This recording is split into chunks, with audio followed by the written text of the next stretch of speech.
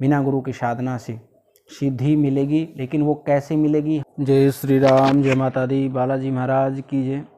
जो आज का एक मेरा विषय है, ये काफ़ी दिन से मेरे पास काफ़ी लोगों के सवाल भी आ रहे थे और काफ़ी लोगों ने मेरे से इस बारे में जानकारी भी ली थी।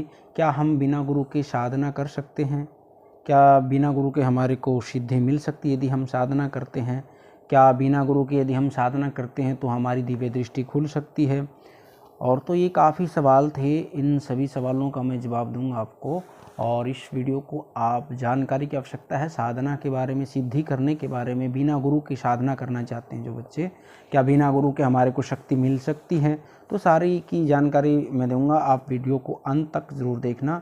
और जिन जिन लोगों ने चैनल को सब्सक्राइब नहीं किया, आप चैनल को सब्सक्राइब करें।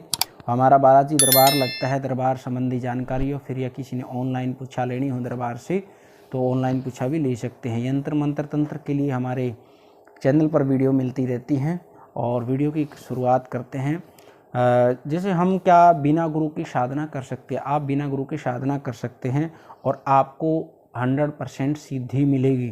बिना गुरु की साधना से सिद्धि मिलेगी, लेकिन वो कैसे मिलेगी? हमने इसकी चीज़ की जानकारी लेकर ही साधना करनी चाहिए, ताकि हमारी कोई साधना में विलम्ब न हो और उसमें विलम्ब होने के बाद हमारे को फिर सिद्धि नहीं मिल पाती।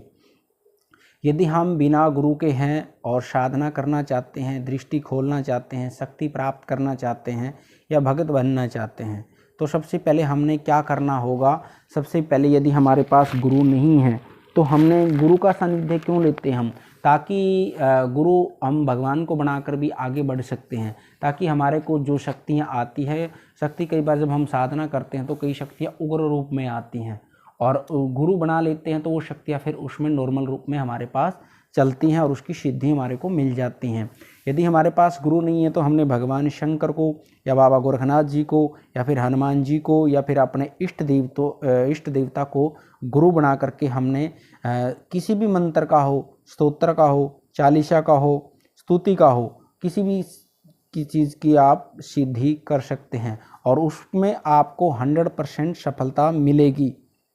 क्योंकि शक्ति की साधना करने के लिए और काफ़ी जानकारियाँ होती हैं।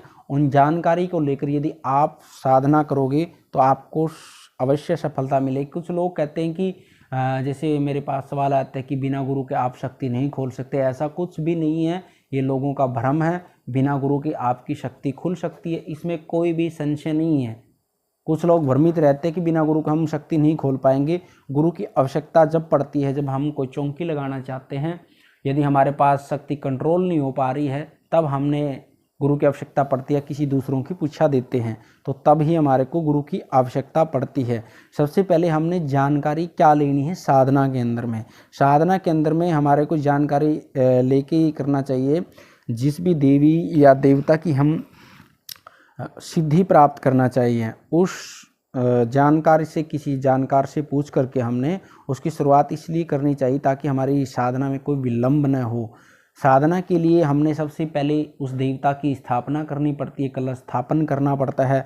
उसके बाद में हमने उन देवताओं की पंचोपचार, षोडशोपचार पूजन करके और संकल्प अवश्य ले। साधना हो या किसी मनोकामना को लेकर आप जप कर रहे हैं तो बिना संकल्प के पूजा अधूरी रहती है और अधूरी रहेगी तो आपका उसमें शक्ति में विलंब रहेगा। तो इसलिए संकल्प लेकर के पूजा शुरुआत करनी चाहिए। हमने किस मंत्र से शुरुआत करनी है, कैसे शुरुआत करनी है, और उसके बाद में आप उस पूजा का संकल्प लेकर आगे बढ़ना। और संकल्प लेने के बाद में आपने शुरुआत कैसे करनी, गणेश जी से करनी है, फिर आपने जो गुरु बनाया उस मंत्र का जप करना है, फिर अपने इष्ट देव का मंत्र का जप करना, और फिर जिस देवी देवता की आप सिद्धि प्राप्त करना चाहते हैं फिर उस मंत्र की हमने शुरुआत करनी है। और शुरुआत करने के बाद भी हमने बाद में फिर हमारा संकल्प पूरा हो जाता है तो हमने देवताओं को अर्पण करना पड़ता है। कुछ मंत्र ऐसे होते हैं जो सावर मंत्र हैं, तंत्र के मंत्र हैं, और ये मंत्र रात में सिद्ध किए जाते हैं। और दूसरे क्या है, वैदिक मंत्र है। वैदिक मंत्रों को आप दिन में भी सिद्ध कर सकते हैं, लेकिन इनका समय फिक्स होना चाहिए। साधना का समय होता है जो, यदि हम रात को 2 घंटे के लिए साधना करते हैं, 9 से 11 करते हैं, तो 9 से 11 ही डेली हमने बैठना है। यदि हम 11 माला करते हैं तो आपने 11 माला ही करके बैठना है। यदि आप ज़्यादा करना चाहते हैं तो आपने फिर ज़्यादा, जितना भी आपका डेली का रूटीन होता है तो उसी हिसाब से आप इस साधना में नियमित रूप से करेंगे। और फिर आगे क्या जाता है, किन किन शक्तियों को हमने भोग देने की आवश्यकता होती है, वो जानकारी आपने लेने की आवश्यकता होती है। गणेश जी को, भगवान शंकर को, बाबा गोरखनाथ जी को, या फिर आपने गुरु बनाया है वो, और अपने कुल देवता, पितर देवता, क्षेत्रपाल देवता को इन शक्तियों का भोग दिया जाता है। और उसके बाद में आपकी साधना सफल होगी। और जब आपका जप पूरा हो जाता है, जप पूरा होने के बाद में आपने दशांश हवन करना पड़ता है, या हवन पूरा नहीं कर पाते तो छोटा हवन कर सकते हैं। दशांश मंत्र आपने उसका ज़्यादा करना पड़ेगा।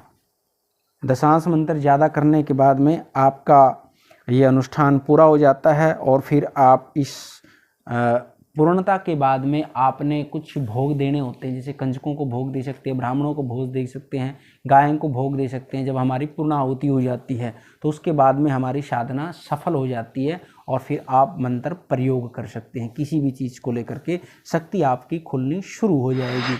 यदि आपको जानकारी अच्छी लगी तो वीडियो को लाइक करना और चैनल को सब्सक्राइब करना। माँ भगवती और बालाजी महाराज कृपा आपके परिवार पर बनी रही। जय श्री राम, जय माता दी।